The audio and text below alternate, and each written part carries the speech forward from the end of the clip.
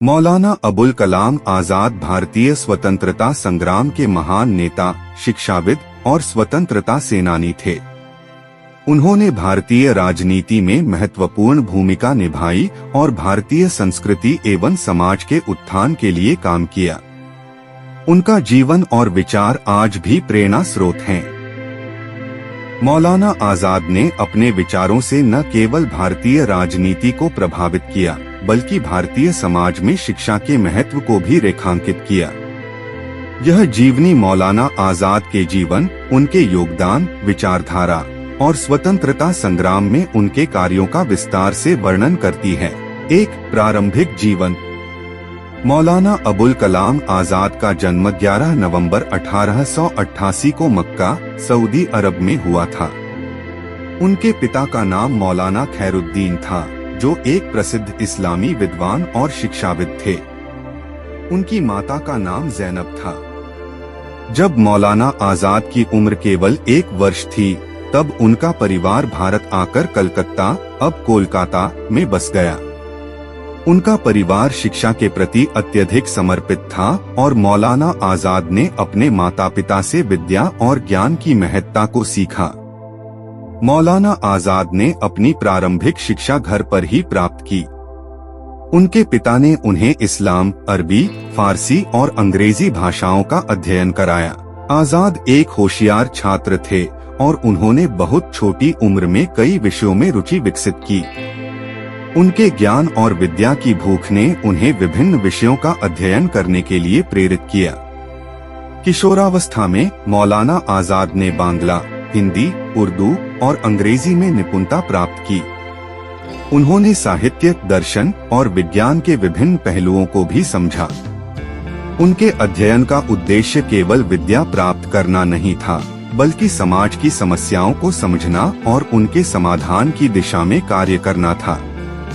2 स्वतंत्रता संग्राम में भागीदारी। मौलाना आजाद का स्वतंत्रता संग्राम में सक्रिय भागीदारी का आरंभ 1916 में हुआ। उन्होंने भारतीय राष्ट्रीय कांग्रेस में शामिल होकर ब्रिटिश हुकूमत के खिलाफ आवाज उठाना शुरू किया। मौलाना आजाद ने राष्ट्रीय आंदोलन में महात्मा गांधी के नेतृत्व को समर्थन दिया और उनकी विचारधारा से प्रभावित हुए। 1920 में जब महात्मा गांधी ने असहयोग आंदोलन का आह्वान किया, तो मौलाना आजाद ने इसमें सक्रिय रूप से भाग लिया। उन्होंने भारतीय जनता को इस आंदोलन में शामिल होने के लिए प्रेरित किया। उनके भाषणों ने लोगों में उत्साह भरा और उन्हें ब्रिटिश हुकूमत के खिलाफ एकजुट होने का संदेश दिया। मौलाना आजाद ने खिलाफत आंदोलन में भी महत्वपूर्ण भूमिका निभाई। यह आंदोलन भारतीय मुसलमानों द्वारा तुर्की के खिलाफ ब्रिटिश नीतियों के विरोध में शुरू किया गया था। मौलाना आजाद ने मुसलमानों को एकजुट करने और उन्हें स्वतंत्रता संग्राम में भाग लेने के लिए प्रेरित किया। मौलाना आजाद ने नमक सत्याग्रह में भी भाग लिया और भारतीय जनता को इस आंदोलन में शामिल होने के लिए प्रेरित किया। 1942 में जब महात्मा गांधी ने भारत छोड़ो आंदोलन का आह्वान किया, तो मौलाना आजाद ने इसे सफल बनाने के लिए अपनी शक्ति से काम किया। 3 शिक्षा के क्षेत्र में योगदान। मौलाना आजाद ने स्वतंत्रता के बाद भारत के पहले मानव संसाधन विकास मंत्री के रूप में कार्य किया। उन्होंने शिक्षा के क्षेत्र में कई सुधार किए और नई नीतियों का निर्माण किया। उनके प्रयासों से भारतीय शिक्षा प्रणाली में सुधार हुआ और अधिक से अधिक लोगों को शिक्षा प्राप्त करने का अवसर मिला। मौलाना आजाद ने भारत में कई विश्वविद्यालयों की स्थापना में महत्वपूर्ण भूमिका निभाई। उन्होंने भारतीय शिक्षा को आधुनिक दृष्टिकोण से देखने की आवश्यकता को महसूस किया। उनके प्रयासों के फलस्वरूप जादवपुर विश्वविद्यालय, अलीगढ़ मुस्लिम विश्वविद्यालय और दिल्ली विश्वविद्यालय जैसी कई महत्वपूर्ण शिक्षण संस्थाएं स्थापित हुई। मौलाना आजाद ने हमेशा शिक्षा के महत्व पर जोर दिया। उनका मानना था कि शिक्षा ही एक सशक्त समाज की नींव है। उन्होंने कहा, शिक्षा से न केवल व्यक्तित्व का विकास होता है, बल्कि यह समाज की प्रगति का भी मार्ग प्रशस्त करती है।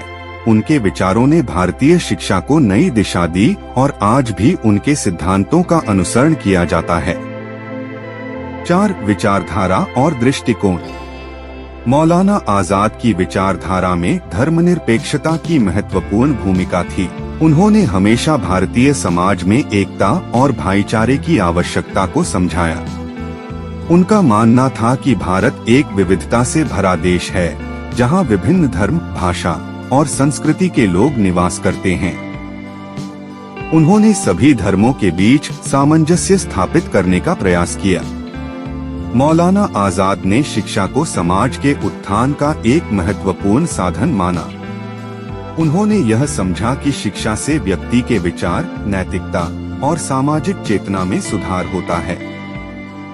उन्होंने भारतीय समाज को जागरूक करने और शिक्षा के प्रति रुचि विकसित करने के लिए कई कार्यक्रमों का आयोजन किया। मौलाना आजाद ने स्वतंत्रता को केवल राजनीतिक आजादी नहीं, बल्कि सामाजिक, आर्थिक और सांस्कृतिक स्वतंत्रता के रूप में देखा। उन्होंने भारतीय समाज को जागरूक करने के लिए कई भाषण दिए और उन्हें आत्मनिर्भरता की दिशा में बढ़ने के लिए प्रेरित किया। 5. मौलाना आजाद का योगदान।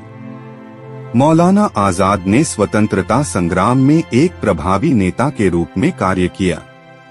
उन्होंने न केवल भारतीय मुसलमानों को स्वतंत्रता संग्राम में भाग लेने के लिए प्रेरित किया, बल्कि सभी भारतीयों को एकजुट होने का संदेश भी दिया। उनकी नेतृत्व शैली ने लोगों को एकजुट किया और उन्हें संघर्ष की दिशा में आगे बढ़ाया। मौलाना आजाद ने संवाद और सहिष्णुता की आवश्यकता पर जोर दिया। उन्होंने विभिन्न धर्मों के बीच सामंजस्य स्थापित करने का प्रयास किया और धर्मनिरपेक्षता को बढ़ावा दिया।